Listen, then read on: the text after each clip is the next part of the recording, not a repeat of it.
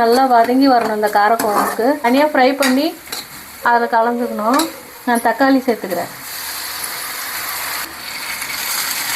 பண்ண வெண்டைக்காயை நம்ம இதில் கலந்துக்கலாம். இருந்தாலே போதும்.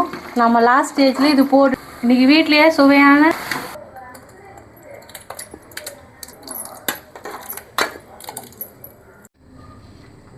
Hi friends, welcome to AR Kutty vlogs. இன்றைக்கி நம்ம வீட்டிலே சுவையான வெண்டைக்காய் காரக்குழம்பு எப்படி செய்யலான்னு பார்க்கலாம் வாங்க. அதுக்கு தேவையான பொருட்கள் நான் எடுத்துருக்கிறேன். ஒரு 4 வெங்காயம் எடுத்துருக்கிறேன், கட் பண்ணி வச்சுருக்கிறேன். அதுக்கப்புறம் ஒரு 3 தக்காளி, அதுக்கப்புறம் கொஞ்சமாக நான் வெண்டைக்காய் கட் பண்ணி வச்சுருக்கிறேன். அதுக்கப்புறம் தேவையான அளவுக்கு எண்ணெய், கொஞ்சம் பூண்டு உரித்து நான் தட்டி வச்சுருக்கிறேன். வாங்க எப்படி செய்யலான்னு பார்க்கலாம் வாங்க. ஃபஸ்ட்டு தேவையான அளவுக்கு எண்ணெய்,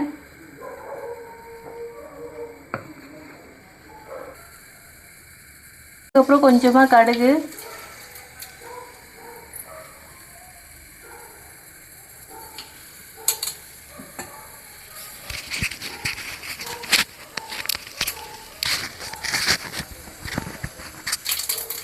அதுக்கப்புறம் கொஞ்சமாக வெந்தயம்,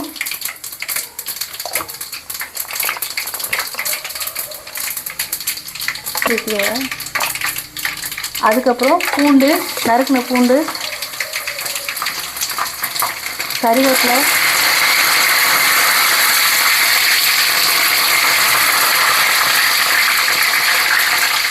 அதுக்கப்புறம் நறுக்கின வெங்காயம்,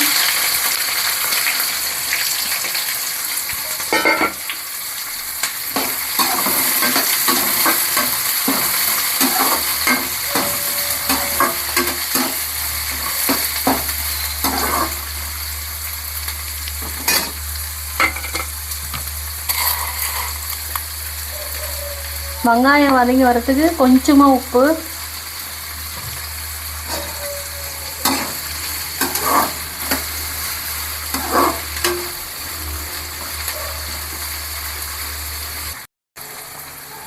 போதும். அதுக்கப்புறம் கொஞ்சமாக மஞ்சத்தூள்,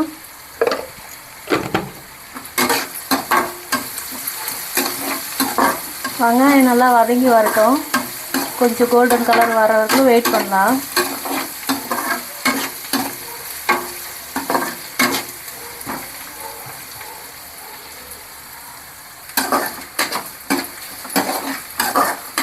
இன்னும் கொஞ்சம் கோல்டன் கலர் ஆகி வரட்டும். வெங்காயம் இதுக்கு நல்லா வதங்கி வரணும் இந்த காரக்குழம்புக்கு.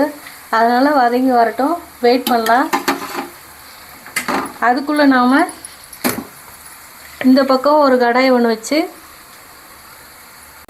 நம்ம வெண்டைக்காயை வதக்கி எடுத்துக்கலாம்.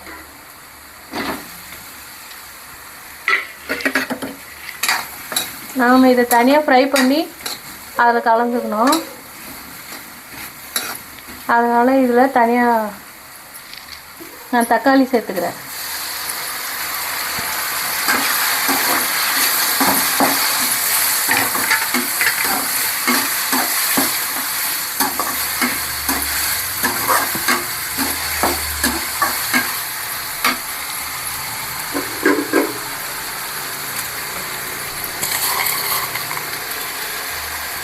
இப்போது இந்த குழம்புக்கு தேவையான அளவுக்கு உப்பு, நான் ஏற்கனவே உப்பு போட்டேன்.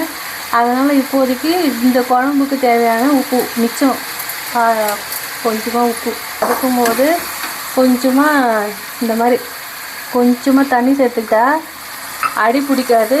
நல்லா வெங்காயம் தக்காளி வதங்கி வரும். இந்த ஸ்டேஜில் கொஞ்சமாக தண்ணி சேர்த்துக்குங்க. இந்த டிப்பை நீங்கள் ஃபாலோ பண்ணி பாருங்கள். கொஞ்சமாக எண்ணெய் சேர்த்து வதக்கிக்கலாம். பாருங்கள், இந்த மாதிரி எண்ணெய் சேர்த்து வதக்கும்போது நல்லா வெண்டைக்காயோட கலரும் நல்லாயிருக்கும். குழம்புல சேர்க்கும்போது சூப்பராக வெந்து வரும். வெண்டைக்காய் வதக்கும்போது இந்த மாதிரி எண்ணெய் சேர்த்து வதக்குங்க. பாருங்கள், அதுக்கப்புறம் வீட்டு மிளகாய் தூள் இது ஒரு 3 டீஸ்பூன் வந்து நான் காரத்துக்கு இது கலந்துக்கிறேன். இந்த மாதிரி ஒரு கலரிட்டு ரொம்ப நேரம் இது வந்து வதக்கக்கூடாது. மிளகாத்தூள் கலர் சேஞ்ச். அதுக்கப்புறம் தண்ணி சேர்த்துக்கலாம்.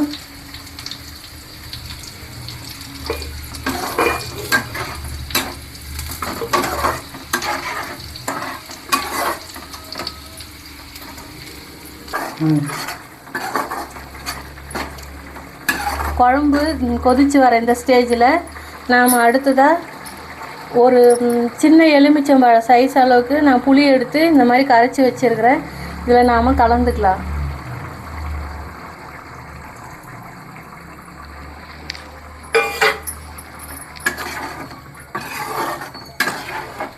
இந்த மாதிரி ஒரு கலரிட்டு கேஸ் கொஞ்சம் லோ ஃப்ளேமில் வச்சுட்டு நல்லா கொதித்து வரட்டும்னு வெயிட் பண்ணலாம்.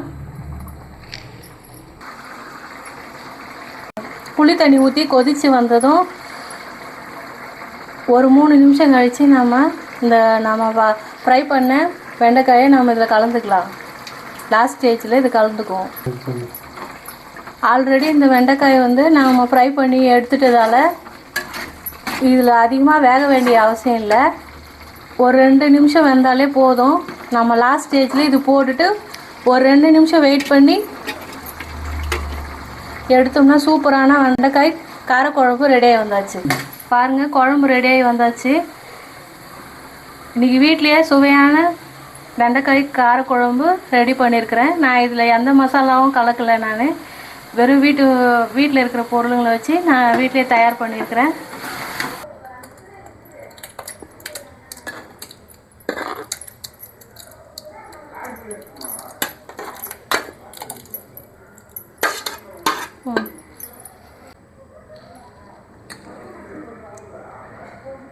பாருங்கள், சுவையான வெண்டைக்காய் காரக்குழம்பு ரெடி. நீங்களும் வீட்டில் ட்ரை பண்ணி பாருங்கள். ட்ரை பண்ணி பார்த்துட்டு கமெண்ட்டில் சொல்லுங்கள். எங்கள் சேனல் பிடிச்சதுன்னா லைக் பண்ணுங்கள், கமெண்ட் பண்ணுங்கள், அண்ட் ஷேர் பண்ணுங்கள், அண்ட் சப்ஸ்கிரைப் பண்ணுங்கள். ஓகே, பாய். நாளைக்கு பார்க்கலாம்.